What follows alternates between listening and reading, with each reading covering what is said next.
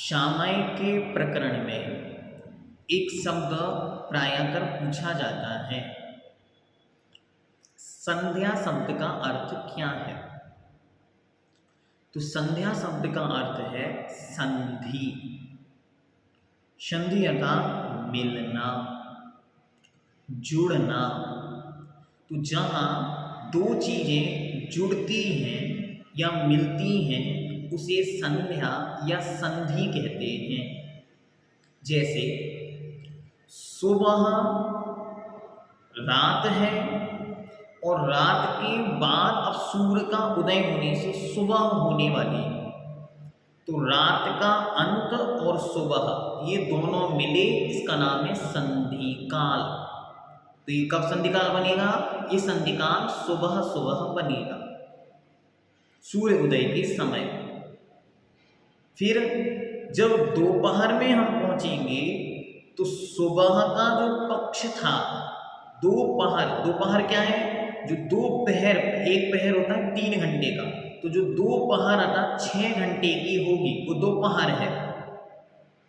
तो सुबह का जो पहर चल रहा था, जो 6 से 12 का था, वो यहाँ पर पूर्ण हुआ और इसके बाद अब पहर बदल रहा है, तो दूसरा पहर ज्वाइन हो रहा है, तो उस समय बनेगी एक और संधि जो हम 12 बजे के लगभग मानेंगे। फिर इसके बाद दिन समाप्त हो रहा है और रात्रि का उदय हो रहा है, सूर्य अस्त को जा रहा है और सुबह का उदय हो रहा है। इस समय बनेगी हमारी तीसरी संधि। और कुछ कुछ स्थानों पर चौथी संधि रात्रि के 12 बजे को भी मानते हैं। जो सामान्य रात्रि से अत्यंत गहन रात्रि की ओर प्रवेश है, वहाँ भी रात्रि मानते हैं, उसे भी अंतिम संध्या या चतुर्थ संध्या के रूप में माना गया।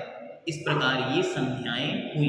पहली सुबह सूर्य उदय के समय, दूसरी दोपहर में, और तीसरी सांझ के समय, और चौथी मध्य रात्रि में। ये हैं संध्याएं।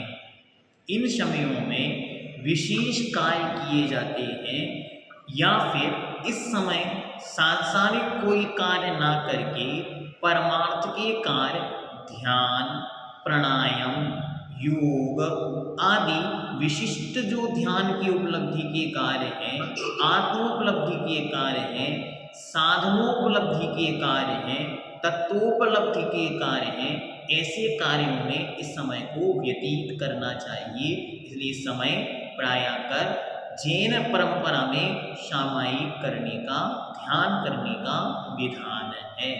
और प्रायः जो वैष्णव परंपरा, बौद्ध परंपरा, इनमें भी इस समय ध्यान करने को श्रेष्ठतम काल बतलाया है।